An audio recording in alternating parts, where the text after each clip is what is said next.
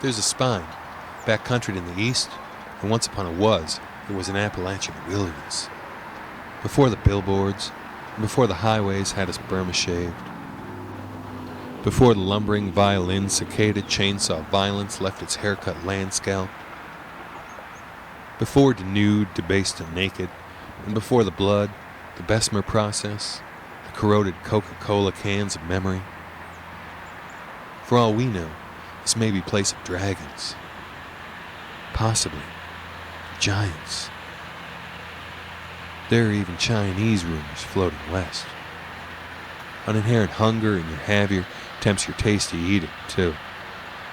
A hypnotic TV frosting, mesmerizing train call, dinner bell, white water rush it further. Such lands spill rivers, spilling landscapes, starting here and scouring the sidebanks sour. With the someways daisy chainmail, picket fence, barbed wire, skeleton of eyelash, fangled floss and shrouded helpless. Roiling jetsam. Shaven excess hillsides that we cut and tumble into low ground for expansive ease of thoughtless dream balloons for future bursting. Earthy smell of golden hide-bound pelt congealed to swell of battered sawdust almost, and at a word glance on a floodplain, sludge-blown, felt forlorn. There's a bit of perspiration in there, too. Allegheny drainage basins, green-banked hillsides, cross-eye raw tooth from the rainage and the raging. Dawn comes loose, unspoken, sudden, sullen, void. Cracked open and extended in distended dance of integrated twist intestinal, down trickling a tickle trick of dreams awash, scrubbed off the Laurel Highlands, foaming in blue mist morning's subtle twist until it's busked its way down Conemaugh to Kiski. Some of it shines rainbow, turning outlook into optimistic misfit gliding, oozing past surprising. Oil City tonic, burbling a newborn, hammer-thumping groundswell, sweet-drunk blind, unclearly folding mapless borders, urging mankind to forgetful. Meantime, water spends the while, feeling gravity, feeling gradual, feeling grave.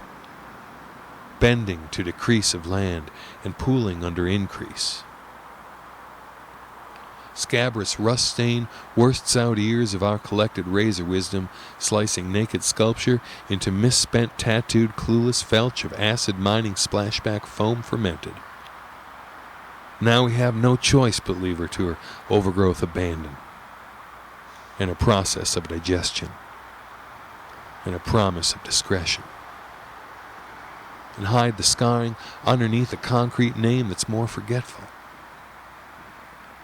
Spotless time stain stinks of us, rendering us useless, brittle as a pig iron ear purse on a broken model of an urban landscape diorama, plastered on, welded, smelted, melded to the land, until such guano buildup conquers sandbank stockyards, grows them to transfixing isle oases, hiding in the backwash, rueful.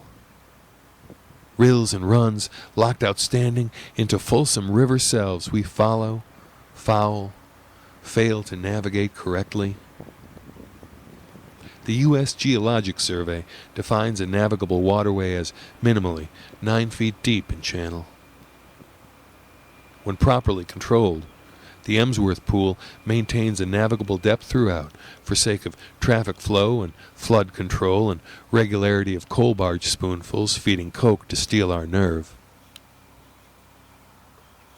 Rivers tend to rise and fall and disregard the beaver trick concoctions we assume concrete contraptions.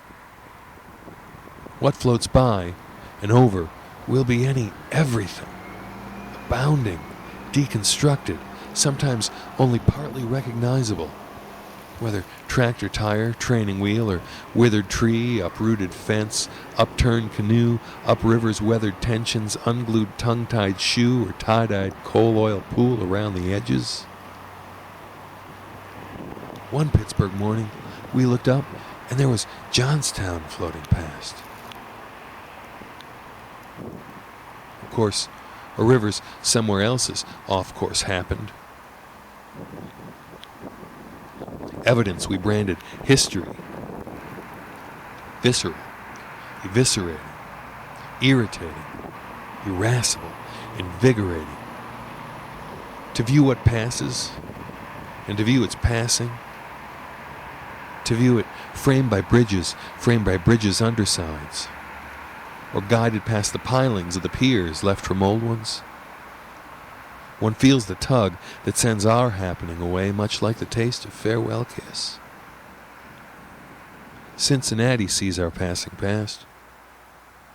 St. Louis steers it. Memphis stirs it. What began as trickle of a Pennsylvania snowmelt simmers in a brackish Cajun heat that salts the taste come Gulf. But that's across half a continent away. And Captain Lewis plans on turning right at Cairo.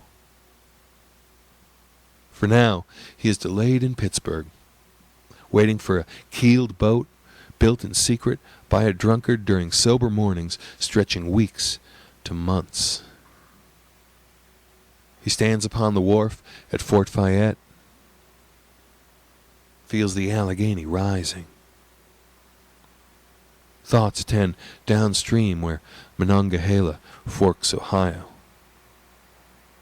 He's adrift, a dream, a miss, awaiting something greater, something further, something big left to discover.